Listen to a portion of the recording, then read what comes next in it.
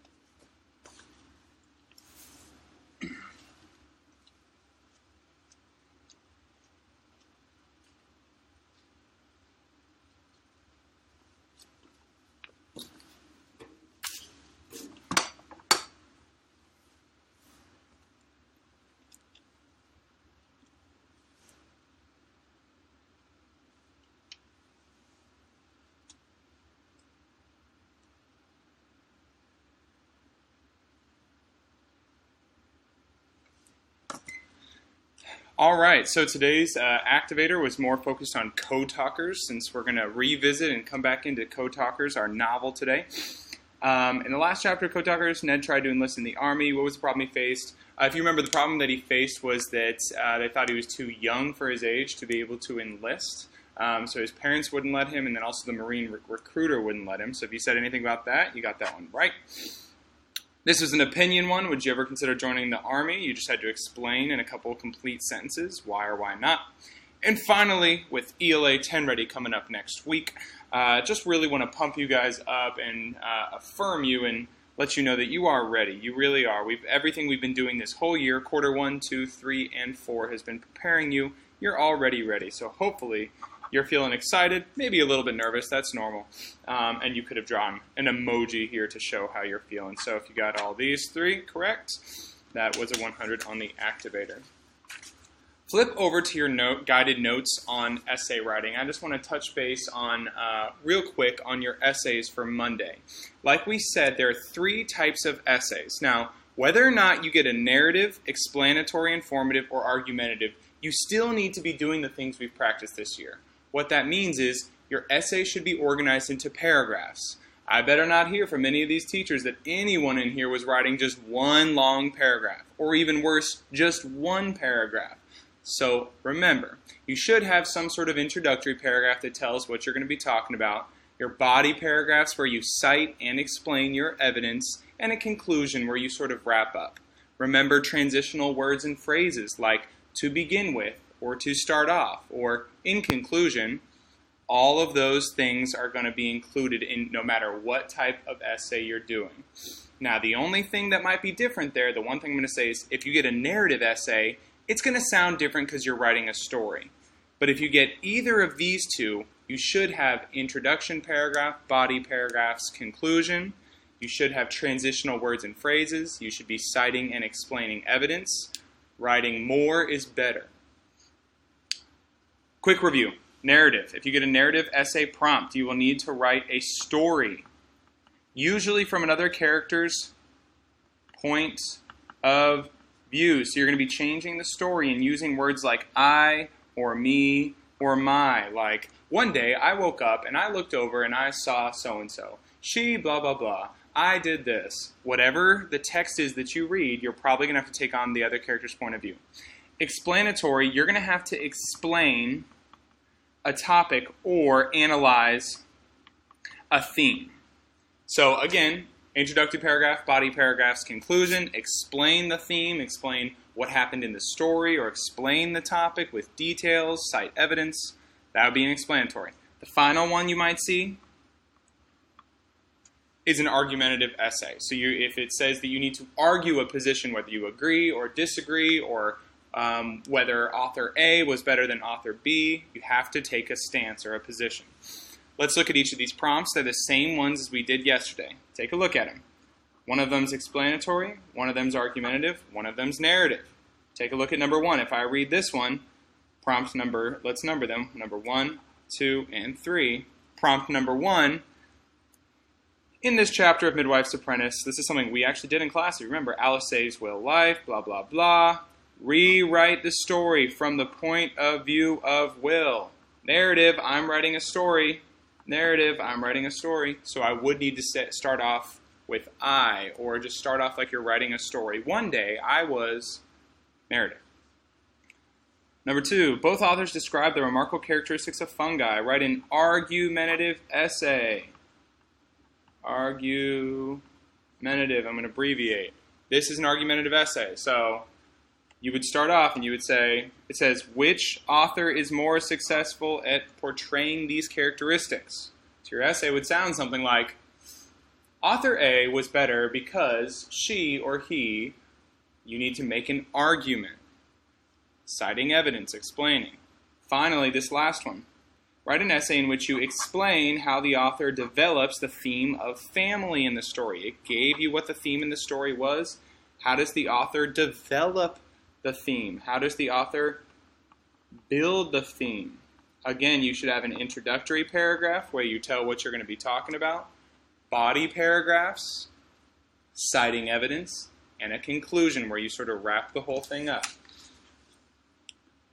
This was your essay review. So Monday, when you get to that prompt, even before you start reading the text, look at the prompt first and circle those keywords, identify whether it's a narrative, argumentative essay, or explanatory. All right, essay review, we're done with that for now. Alrighty, so today's lesson, I always think it's fun to sort of switch it up on Fridays, and we've been doing a lot of 10 Ready prep. So we're going to come back to Code Talkers. If you guys remember in our last chapter, Ned had tried to get into the military, but he was too young. We're going to flash forward a couple chapters to chapter 10. He's waited a year, and now he's going to try to, or he does enlist back in the Marines, and he's able to get in. So we're going to see Ned go to training for the first time. We're going to see him sort of experience what that Marine training is like right off the bat. As you're reading today, I want you to be thinking about not just the characters, but also I want you to be thinking about their point of view. So how Ned's point of view contrasts or is different from other characters' point of view in the text. All right, we're going to go ahead and get started on our reading. Again, don't forget about your GBTJ or your 10 Ready annotations. As we're reading, be sure you're labeling characters, that you're looking for setting. And then, of course, if you want to be answering the questions at your own pace, totally fine. We're going to read up until the part marked exit ticket. As you're going, I'm looking for annotations. I'm also looking to see you answering in complete sentences on your TDQ sheet. Here we go.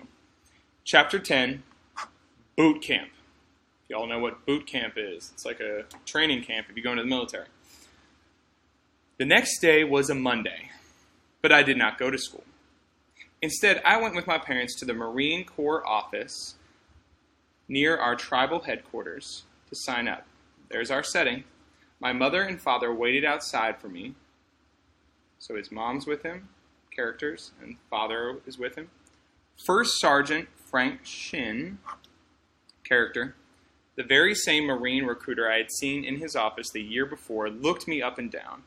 I knew he was studying me carefully because I was so small, wondering if I was really old enough. There's a possible problem. I'm going to label that P. Of course, by then, he had seen enough Navajo men to know that it is difficult for white men to tell our age by looking at us. "Are you at least 17 years old?" he asked me in a slow voice. I answered him quickly in English. "I am old enough to join the Marines, sir." I looked back over my shoulder, pointing with my lips out the door. "My parents are waiting outside. They will tell you I am old enough now." I did not lie to him. I thought that 16 was plenty old enough. So I was allowed to take the oath and become a Marine. In March of 1943, I joined over 60 other Navajo Indians who took the bus from Fort Defiance to Fort Wingate to be sworn in. So Fort Wingate is the name of the fort or the camp where they're doing their training.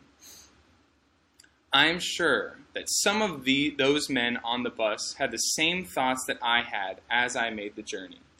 You, flip over, top of page 58, you see grandchildren.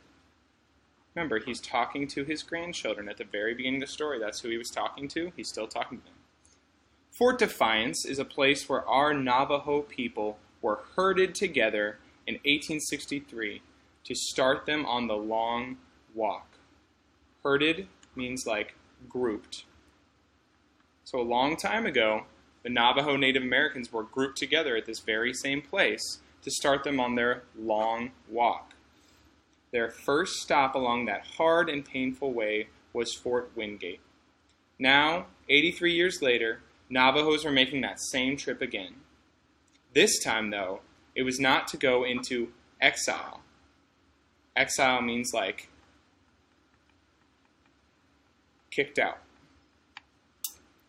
This time, we were going to fight as warriors for the same United States that had treated our ancestors so cruelly.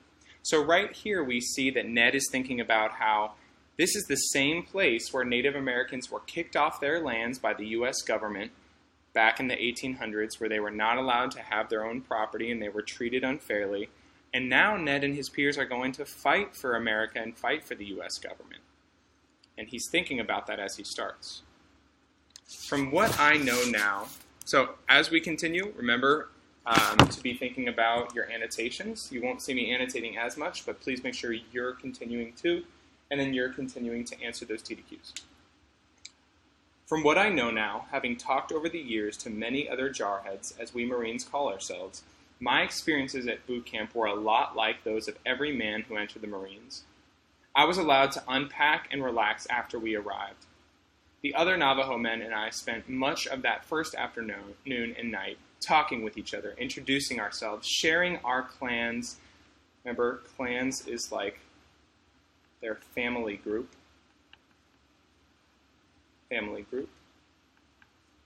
And figuring out how we were related. We were all excited about being there, but also unsure about what would happen next. Some were upset because they had seen the high fences all around us. All those locked guards and barbed wire made them feel as if we had been taken to prison rather than a training camp. There's a possible problem or conflict. Even though our cot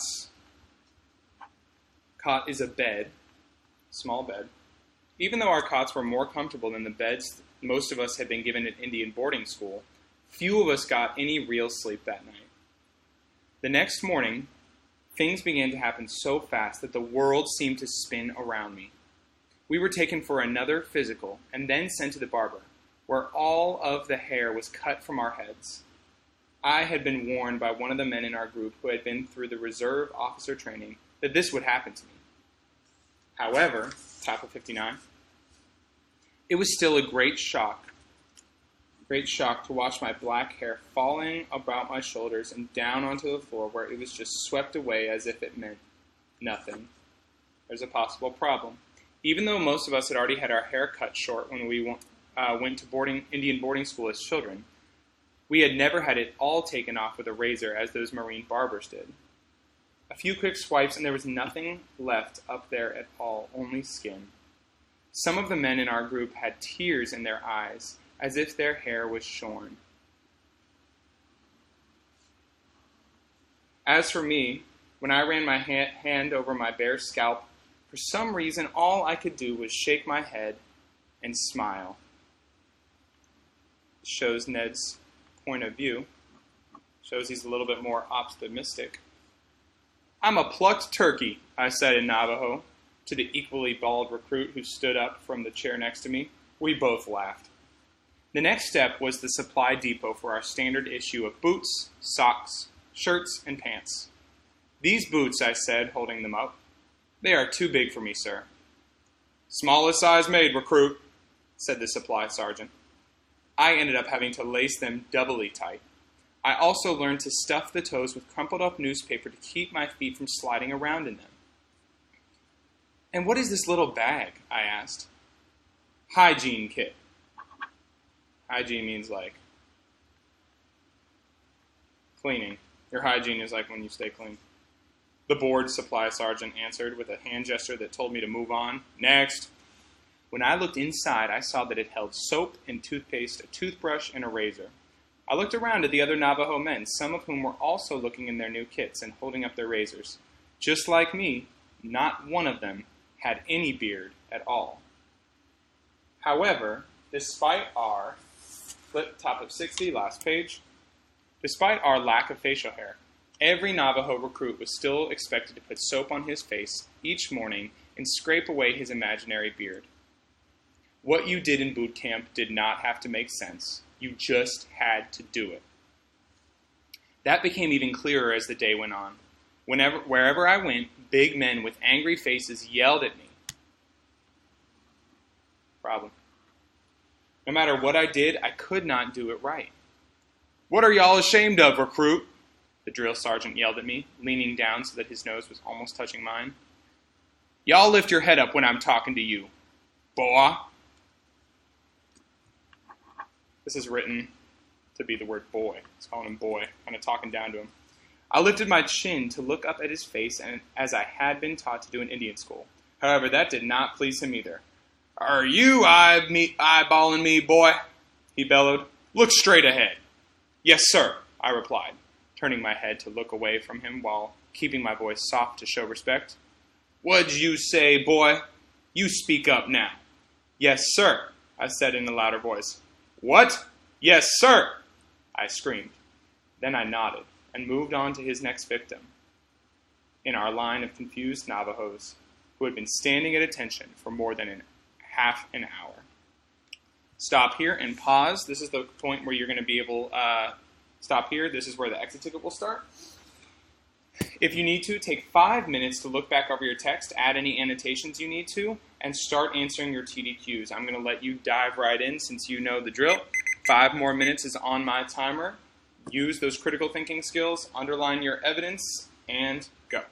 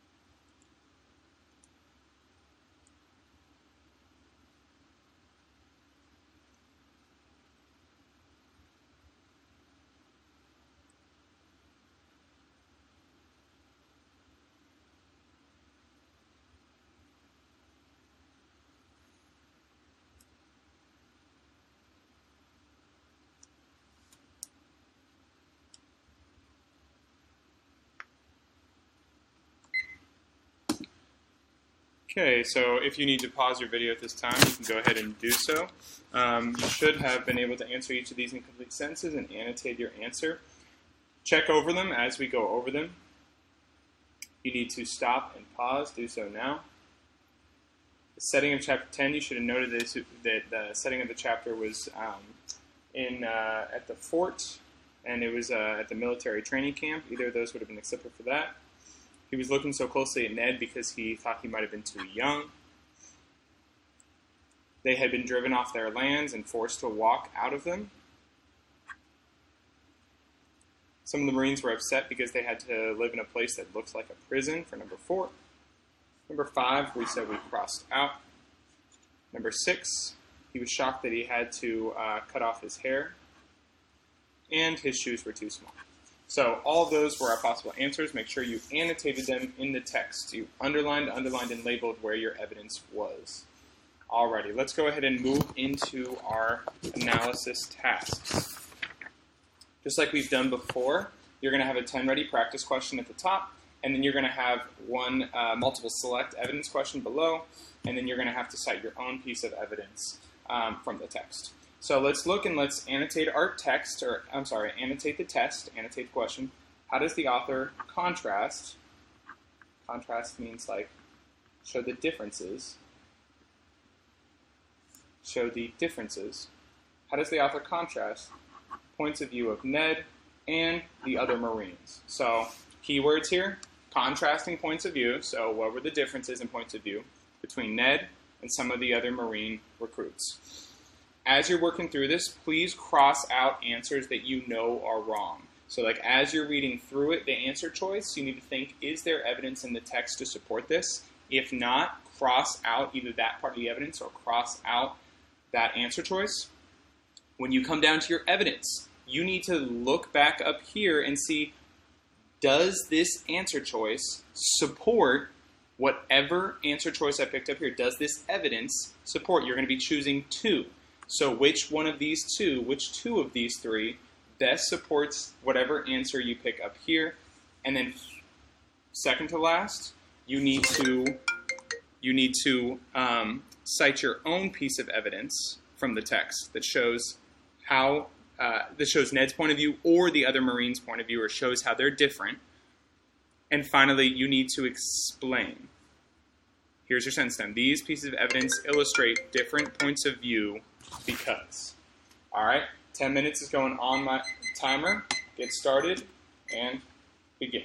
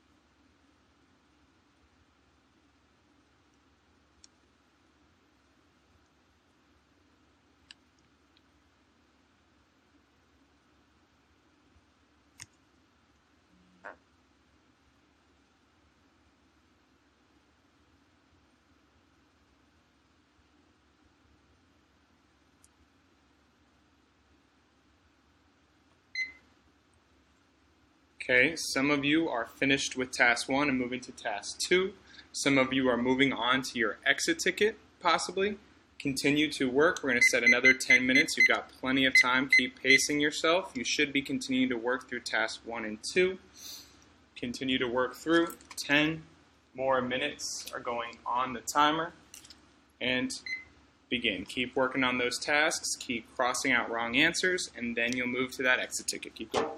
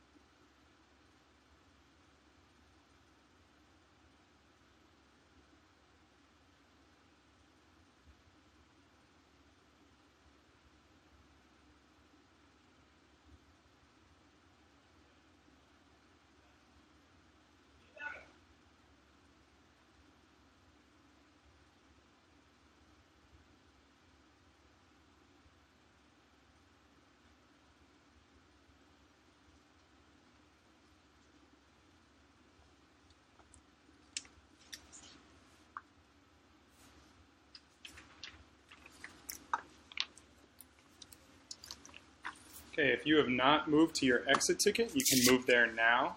Check over your answers to task 1 and 2 and see if you got them right. Check over as you're heading into your last part of the lesson.